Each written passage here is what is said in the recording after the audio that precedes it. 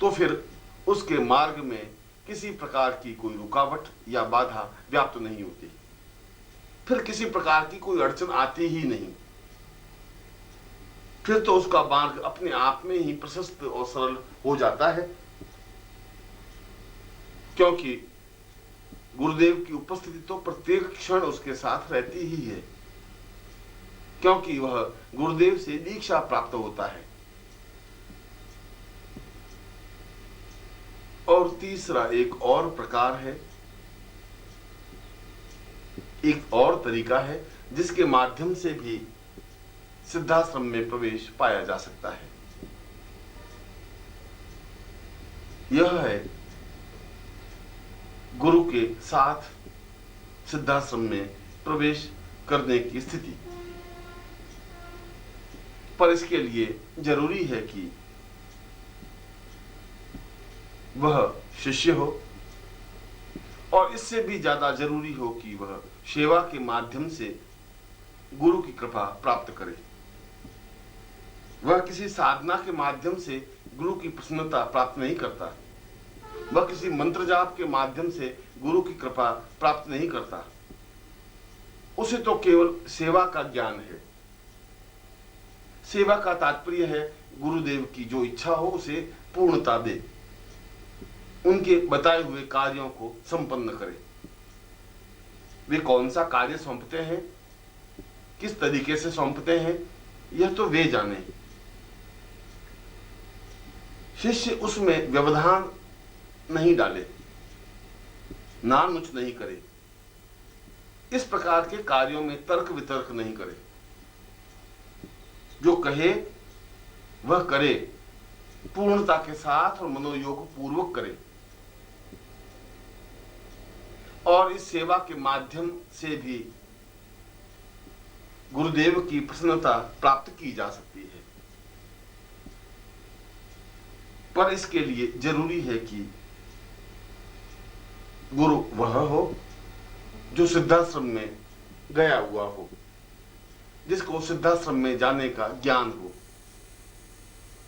जो इससे पहले भी सिद्धाश्रम गया हो, जिसकी उपस्थिति सिद्धाश्रम में रही हो।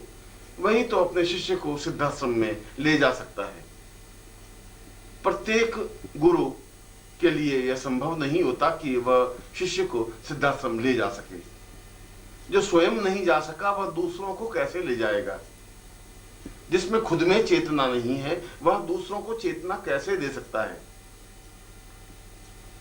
पाखंड और ढोंग से, प्रदर्शन और दिखावे से तो सिद्धाश्रम में प्रवेश नहीं पाया जा सकता। इसके लिए तो ऐसे सशक्त गुरु की जरूरत है जो सिद्धाश्रम का योगी हो, जो सिद्धाश्रम में गया हुआ हो, जिसको सिद्धाश्रम के रास्तों का ज्ञान हो, जो सशरीर सिद्धाश्रम में प्रवेश पाने का आकांक्षी हो, जो इससे पहले भी अपने शरीर के साथ सिद्धाश्रम में विचरण कर चुका हो। ऐसी ही गुरु की आवश्यकता इसमें होती है। और यदि जीवन में ऐसे गुरु मिल जाएं, तो फिर एक क्षण भी चूकना उचित नहीं है। जीवन के जिस मोड़ में भी वह मिल जाएं, जीवन के जिस स्थिति में भी ऐसे गुरु दिख जाएं, दौड़कर उनके चरणों को पकड़ लेना ही जीवन की पूर्णता है। उनके चरणों से लिपट जाना ही जीवन की श्रेष्ठता है। उनके चरणों से एकाकार हो जाना ही जीवन की प्रामाणिकता है। और ऐसी स्थिति आने पर वह केवल गुरु सेवा के द्वारा ही उस स्थिति को प्राप्त करता है जो साधना के द्वारा प्राप्त होती है।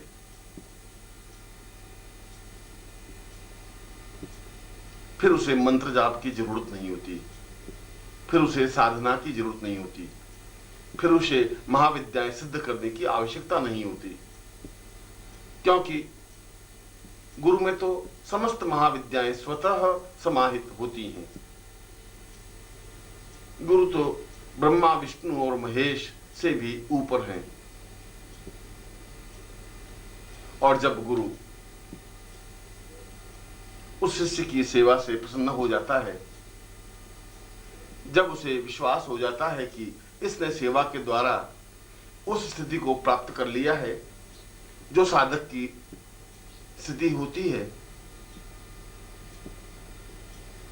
तब गुरु उसे अपनी प्राण चेतना के द्वारा, शक्तिपात के द्वारा एक विशेष प्रकार की ऊर्जा प्रदान करते हैं, जिसके माध्यम से उस शिष्य की सारी चेतना, सारा शरीर अपने आप में ही प्राणवान और वेगवान हो जाता है। हजारों लाखों मील की यात्रा वह कुछ ही मिनटों में संपन्न कर सकता है। तब गुरुदेव किसी एक विशेष समय में उस शिष्य को अपने साथ सिद्धाश्रम में ले जाते हैं। उस शिष्य को सिद्धाश्रम से परिचित कराते हैं और वह शिष्य या शिष्या सशरीर सिद्धाश्रम में विचरण कर सकती है। उसे भी वही स्थिति प्राप्त होती है जो साधक को प्राप्त होती है। उसे भी वही स्थिति प्राप्त होती है जिसके माध्यम से वह जितना समय चाहे सिद्धाश्रम में रह सकता है, उन योगियों के दर्शन कर सकता है, क्योंकि गुरु तो वहां पर भी वंदनीय होता है, क्योंकि वह इससे पहले कई बार सिद्धाश्रम जा चुका होता है। मां की प्रत्येक घटना का वह साक्षीभूत स्वरूप होता है। वहां के कण कण से वह परिचित होता है और ऐसा शिष्य सेवा के द्वारा, गुरुदेव के द्वारा दी हुई शक्तिपात के द्वारा, गुरुदेव के द्वारा प्रदान की हुई प्राण चेतना के द्वारा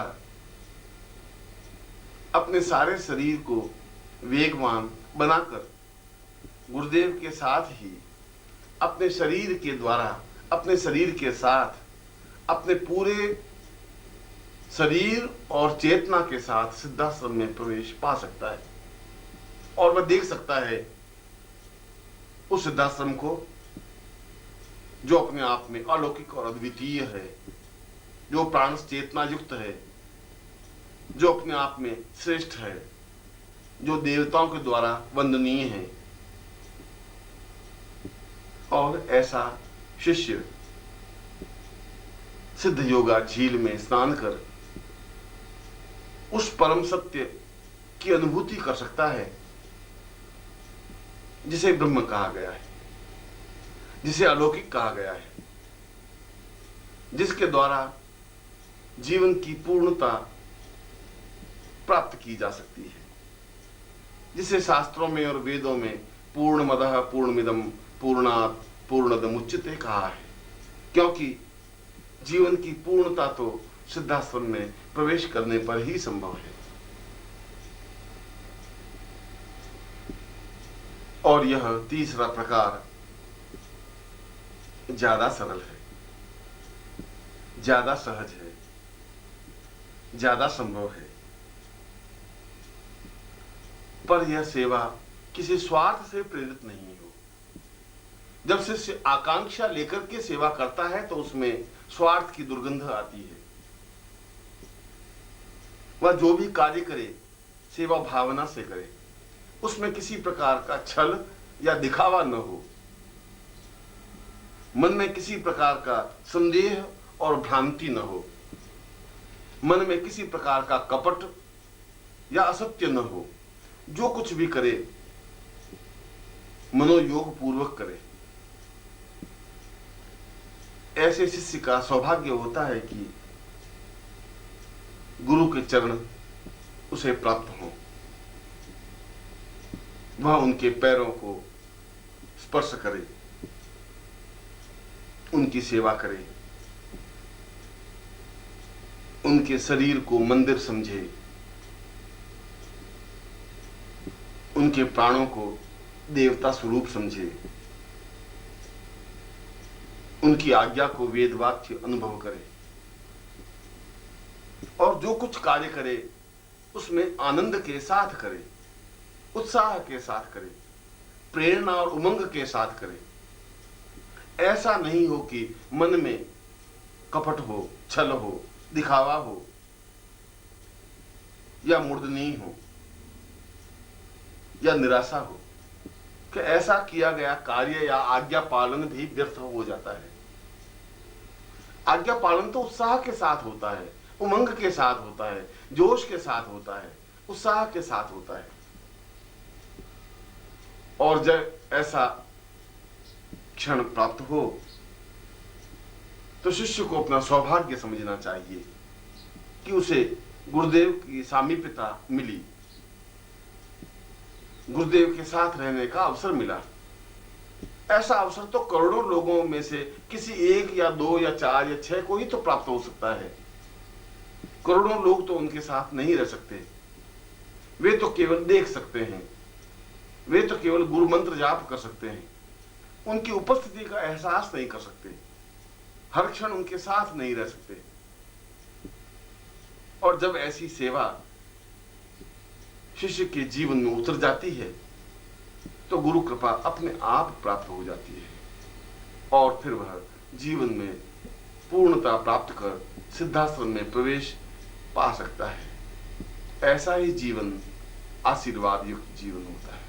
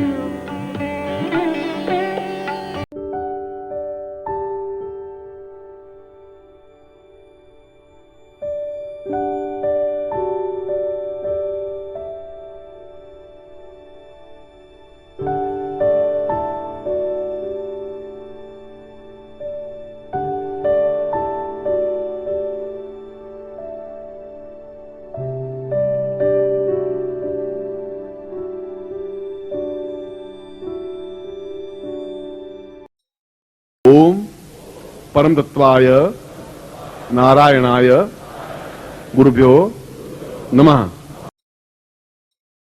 ओम ह्रीं मम प्राण देह रोम प्रतिरोम चैतन्य जाग्रय ह्रीं ओम नमः। ओम भूर्भुवः स्वः तत्सवितुर्वरेण्यं